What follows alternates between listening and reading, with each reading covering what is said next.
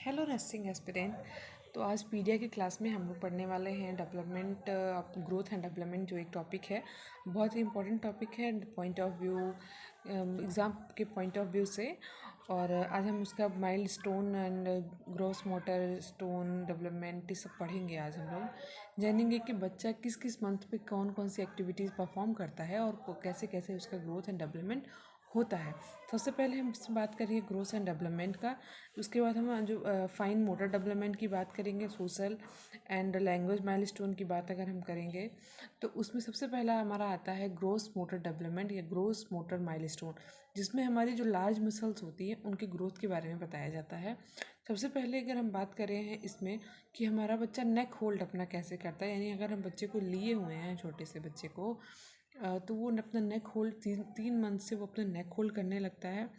और बात अगर हम करें कि अगर आप बच्चे को सीधा सुलाए हैं, यानी जो है सुपाइन पोजीशन पे सुलाए हैं, वो प्रोन पोजीशन में यानी पलट जाता है कब, तो वो हो जाता है 5वें मंथ पे। या complete prone to supine, supine to prone जो होता है वो 8 मंथ पे हो जाता है।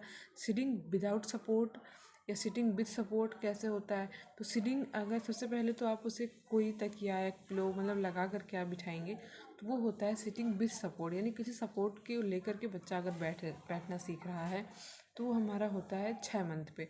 और जो है विदाउट सपोर्ट यानी कोई सपोर्ट नहीं, वो अपने आप बैठ ले रहा है, तो वो हमारा 8 मंथ पे होता है।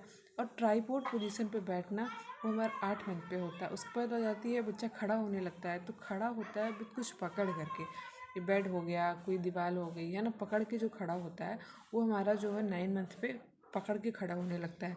दिन बात आ जाती है अगर बिना पकड़े वो मतलब ऐसे ही दो नॉर्मली चल रहा है या खड़ा हो रहा है, अभी चलेगा तो नहीं, बस खड़ा हो रहा है, वो 12वें मंथ पे होता है। वॉकिंग की बात है, मतलब सपोर्ट किसी चीज़ को पकड़ करके वो वॉक कर रहा है, चल रहा है, वो 12वें मंथ पे होता है। और विदाउट सपोर्ट की बात अगर हम करें तो वो 13 से 15 मंथ पे चलता है। Crawling and creeping is most important term जो कि हर एग्ज़ाम में पूछा ही जाता है, और ये बहुत ही कंफ्यूजिंग होता है कि हाँ पहले क्रीपिंग होता है कि पहले क्राउलिंग होता है। तो सबसे पहले क्राउलिंग होता है, मैं आपको बता दूँ, सबसे पहले क्राउलिंग होता है। क्राउलिंग का मतलब होता है जैसे रेंगना होता है, यानी कि उसका एब्डोमेन और चेस्ट जो है वो ज़मीन से लगा हुआ होगा। जैसे कोई सांप वगैरह चलता है तो पूरा ऐसे लगा के चलता है, उसको हम क्राउलिंग कहते हैं। तो क्राउलिंग जो होता है मोस्टली 10 मंथ पे होता है। इसको 9 मंथ से 10 मंथ तक के बीच में ये स्टार्ट करता है। एब्डोमेन और चेस्ट जो है वो फर्श पे चिपका हुआ होता है। उसके बाद आ जाती है हमारी क्रिपिंग। क्रिपिंग को आप ऐसे याद रख सकते हैं जैसे कि बच्चा जो है अपने हाथ में ग्रिप बनाता है, क्रिपिंग एंड ग्रिपिंग, ऐसे इसको आप बता सकते हैं कि